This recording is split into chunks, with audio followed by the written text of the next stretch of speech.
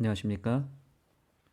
원주 하늘숲교회에서 진행하는 새벽기도에 오신 여러분들을 환영합니다. 오늘은 어제에 이어서 제6과 셋째 날 말씀을 살피겠습니다.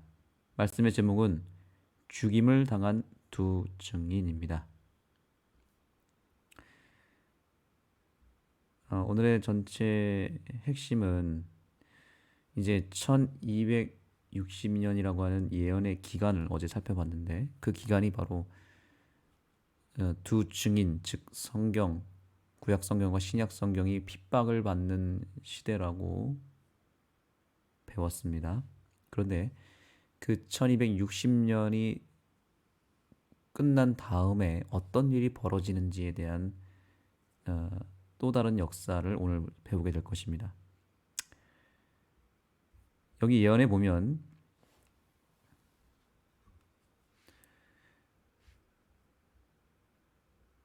예언 기간 동안 말씀을 증거한 이들을 통해 살아남은 두 증인은 이후 무적행에서 나온 무신론과 부도덕의 영향으로 죽게 되었고 성경은 거의 폐기되었다. 이것이 오늘의 핵심입니다. 성경이 죽임을 당하게 됩니다. 두 증인이 죽임을 당했다라는 것이 핵심입니다. 실제 예언의 말씀을 살펴볼까요? 요한계시록 11장 7절부터 9절의 말씀입니다. 그들이 그 증언을 마칠 때 무적행으로부터 올라오는 짐승이 그들과 더불어 전쟁을 일으켜 그들을 이기고 그들을 죽일 터인즉 그들의 시체가 큰 성 길에 있으리니 그 성은 영적으로 하면 소돔이라고도 하고 애굽이라고도 하니 곧 그들의 주께서 십자가에 못 박힌 곳이라. 백성들과 족속과 방언과 나라 중에서 사람들이 그 시체를 사흘 반 동안을 보며 무덤에 장사하지 못하게 하리로다. 자, 여기 중요한 포인트가 있습니다. 무적행에서 올라온 짐승이 있는데 그 짐승이 과연 무엇이었는지를 우리는 오늘 알아야 됩니다.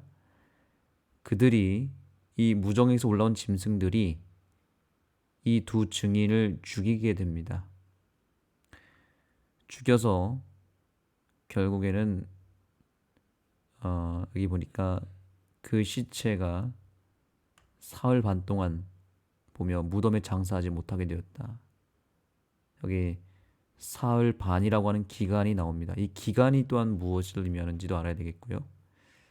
또한 여기 8절에 보니까 그 성은 영적으로 하면 소돔이라고도 하고 또 애굽이라고도 하는데 이 소돔과 애굽이 과연 무엇인가, 이것도 알아야 되겠습니다.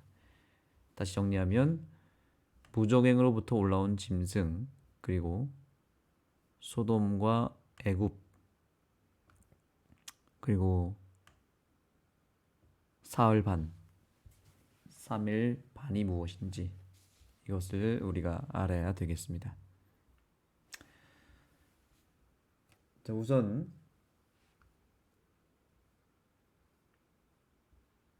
이 1260일의 기간은 우리가 지난주에도 배웠을 텐데요. 한 번 더 살피면 1260년의 그 예언의 기간의 첫 시작은 바로 서기 538년입니다.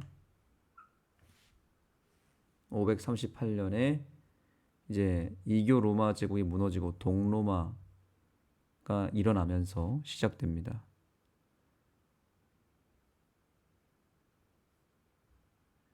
그래서 이 기간을 통해서 오랜 시간 중세 교회의 지배가 로마의 지배가 시작이 됩니다. 그래서 종교 암흑 시대가 찾아왔고요. 이게 언제까지 가냐면 1798년까지 계속됩니다. 그때 어떤 일이 벌어진지 아시죠? 1798년 프랑스 장군 베르티에가 나폴레옹의 명령을 받고 로마로 진군하면서 이때 로마가 프랑스 나폴레옹을 통해서 점령을 당하게 됩니다. 그러므로 말미암아 기독교회의 이 핍박, 종교 암흑 시대도 끝이 나게 됩니다. 네, 그래서 이 시기는 상징적으로 예언된 로마 교회의 세속적 권위의 종말, 즉 다니엘과 요한계시록에 묘사된 1260일 또는 3년 반의 기간의 종말을 나타낸다라고 말하고 있죠.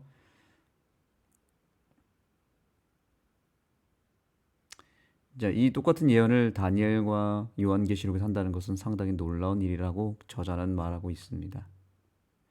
자, 이제 오늘 우리가 유심히 봐야 될 부분들은 바로 이 부분입니다. 그 이후에 바로 무적행에서 올라온 짐승이 성경을 또 괴롭힙니다. 여러분, 사단이 1260년 동안 이 두 증인 성경을 괴롭힌 것을 넘어서 이제 그 기간이 끝나니까 포기한 줄 알았지만 그렇지 않습니다. 사단은 한번 실패했다고 해서 끝나지 않습니다. 더 큰, 더 무섭고 더 강력한 힘을 가지고 다시 올라옵니다. 이 사실을 기억해야 됩니다. 우리가 어떤 시험에 통과했다고 해서 끝이 아니라 그것은 또 다른 영적인 큰 시험과 위기가 초래한다는 것을 기억하고 더 큰 시험을 대비해야 되는 것입니다. 사단이 1260년 기간이 끝난 다음에 잠깐 물러났다가 다시 올라옵니다. 그것이 무적행에서 올라온 짐승입니다. 그는 1789년에 시작된 프랑스 혁명을 통해서 성경의 권위에 대한 새로운 공격을 시작했다는 사실이죠. 프랑스 혁명을 기점으로 해서 여기 보니까 정부는 기독교회를 대체할 목적으로 국가가 후원하는 무신론 종교인 이성 숭배를 공식으로 선포했다. 그리고 1798년 11월 10일에 프랑스 전역에 이성 축제가 열렸다는 것입니다.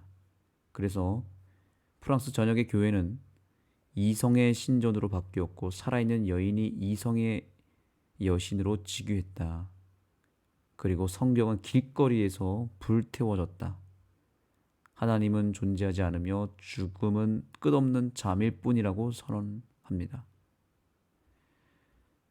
사단은 하나님의 두 증인을 죽이기 위해서 불경거한 사람들을 통해서 일했다라고 말합니다. 아까 제가 말씀드린 소돔 그리고 애굽이라고도 하는 그곳에서 죽임을 당하게 됩니다. 이집트는 무엇입니까? 이집트는 참 하나님을 부인하는 많은 이방신의 나라, 무신론의 대명사죠. 하나님을 완전히 부인하는 나라의 대명사죠. 그 다음에 소돔은 어떻습니까? 소돔은 극심한 부도덕의 상징이죠. 동성애를 비롯하여서 소돔과 고모라가 멸망한 이유는 바로 그들의 타락, 부도덕이었습니다. 프랑스 혁명 당시에 유혈 사태로 정상적인 규범이 무너지면서 만연했던 무신론과 부도덕의 결과로 성경은 죽임을 당하게 되었다는 것입니다. 이것이 역사적 사건입니다. 네, 그래서 소돔과 애굽은 무엇이다? 무신론과 부도덕이다. 자, 그런데 여기 요한계시록 11장 9절에 보시면 아까 말씀드린 대로 사흘 반 동안 무덤에 장사하지 못하게 했다라고 말하는데요. 이것은 무엇을 의미할까요? 사흘 반, 3년 반인데요. 예수님도 3일 이렇게 사흘 만에 부활하셨잖아요. 그렇죠? 자, 이 두 증인도 죽게 되는데 사흘 반 동안 무덤에 장사하지 못하게 되었다라고 말하는데 이것은 어떤 예언적 의미를 말할까요? 자, 여기 바로 나옵니다. 하나님의 두 증인의 시신이 사흘 반, 즉 실제 3년 반을 의미하는 예언의 날 동안 묻히지 못하고 누워 있을 것을 말한다. 아주 놀라운 예언의 장면입니다. 실제로 프랑스 혁명 당시에 무신론은 적어도 약 3년 반 동안 최고조에 달했다는 것입니다. 이 기간은 파리에서 종교를 폐지하는 법령이 공포된 1793년 11월 26일부터 프랑스 정부가 종교 폐지에 관한 법령을 처리한 1797년 6월 17일까지 해당한다는 것입니다. 요 1793년부터 1797년까지 요 기간이 바로 3년 반의 세월입니다. 정확하게 3년 반입니다. 여기 11월 26일 날짜까지 포함되죠. 굉장히 정확한 예언의 산정이지 않습니까?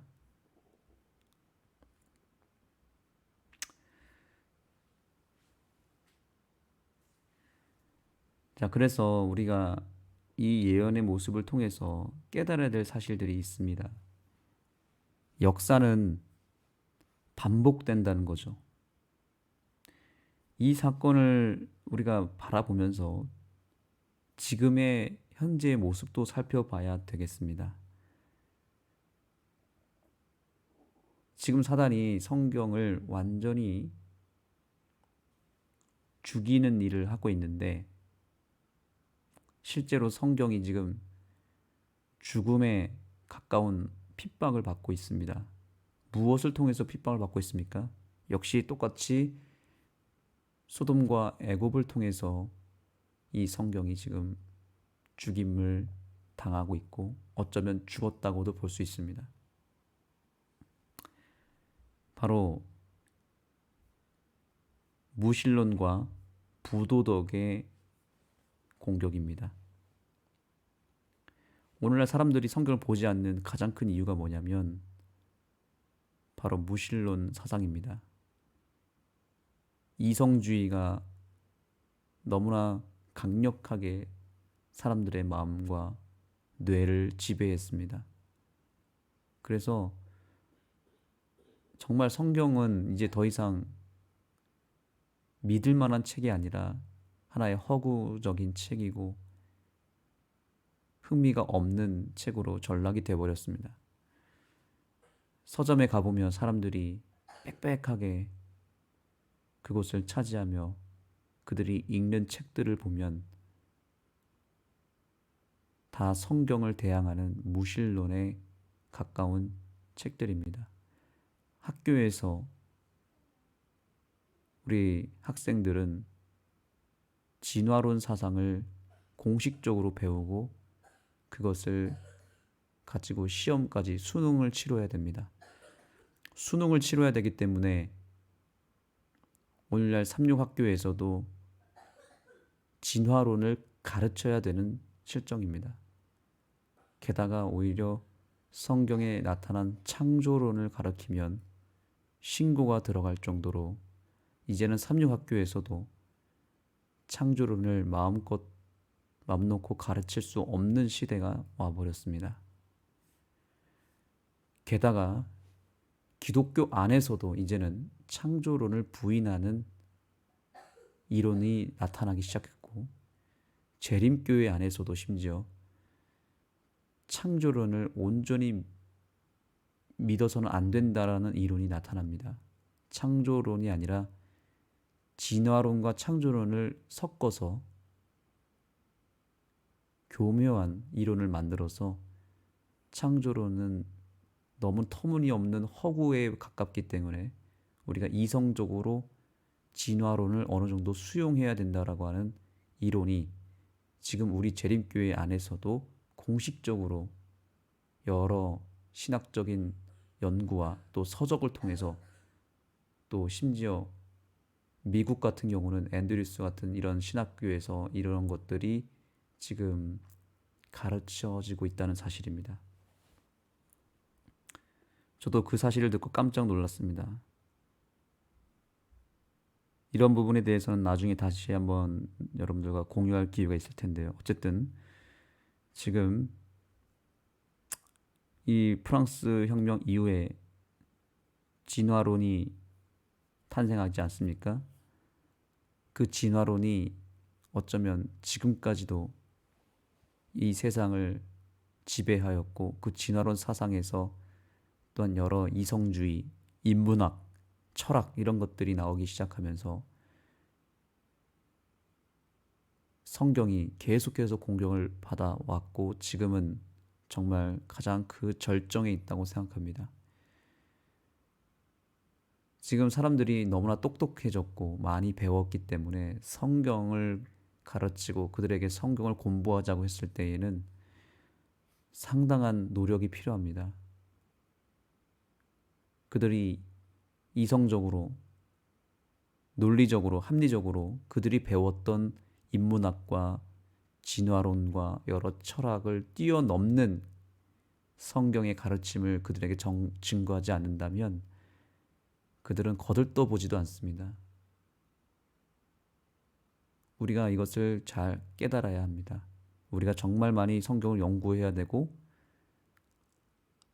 매우 탁월하고 매우 명확한 진리를 우리가 깨달아야 될 뿐만 아니라 그것을 잘 가르칠 수 있어야 된다는 사실입니다.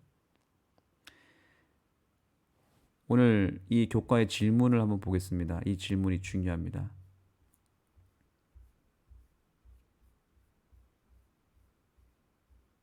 당신의 집이나 일터에 열어보지 않고 그대로 있는 성경이 있는지 생각해 보십시오. 살아있는 말씀이 되게 하려면 이것을 어떻게 하는 것이 좋겠습니까? 이 질문을 우리가 교과 시간에 나누게 될 때 어떻게 나눠야 될지 생각해 보시기 바랍니다. 이 질문을 우리 자신에게 오늘 던져보시면서 오늘 우리가 정말 심각하게 생각해야 될 것은 심지어 그리스도인들마저도 오늘날 성경 자체를 들고 다니지도 않고 잘 열어보지도 않는다는 사실입니다. 지금 새벽 기도에 참석하는 여러분들의 이야기는 아닐 것입니다. 그러나 여러분 교회에서 예배 드릴 때 한번 자세히 보십시오. 성경을 가지고 오는 사람들이 과연 몇 명이 있는지, 그리고 설교 시간에 성경을 열어봅니까? 아니면 스마트폰을 열어봅니까?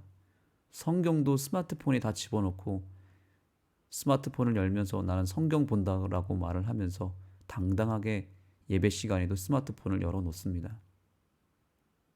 성경책 자체가 이제는 필요 없는 시대가 되어버려서 저도 설교를 준비하고 설교를 하는 목사지만 어쩔 때 보면 저조차도 성경을 펴지 않고도 설교를 준비하게 되더라고요. 그리고 단상에 올라갈 때도 제가 순간 성경책을 두고 올라갈 때도 가끔 있습니다. 왜냐? 성경책 자체가 필요가 없습니다. 왜냐? 인터넷, 노트북, 스마트폰에 다 성경책이 있고 그렇기 때문에 설교를 준비할 때 성경책을 굳이 열지 않아도 인터넷을 통해서 다 준비할 수가 있는 것입니다.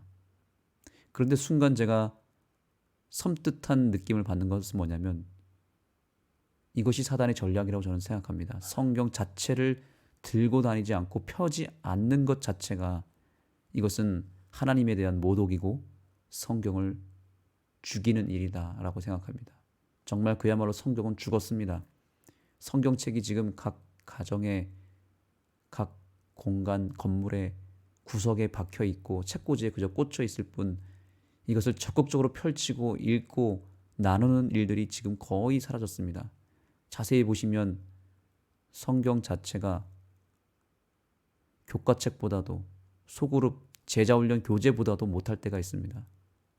사람들이 열심히 제자훈련 교재를 가지고 제자훈련을 합니다. 또 성경 공부를 한답시고 하는 게 다 교재가 있고 혹은 인터넷 영상을 통해서 성경을 공부합니다. 정작 성경을 펼치지 않습니다.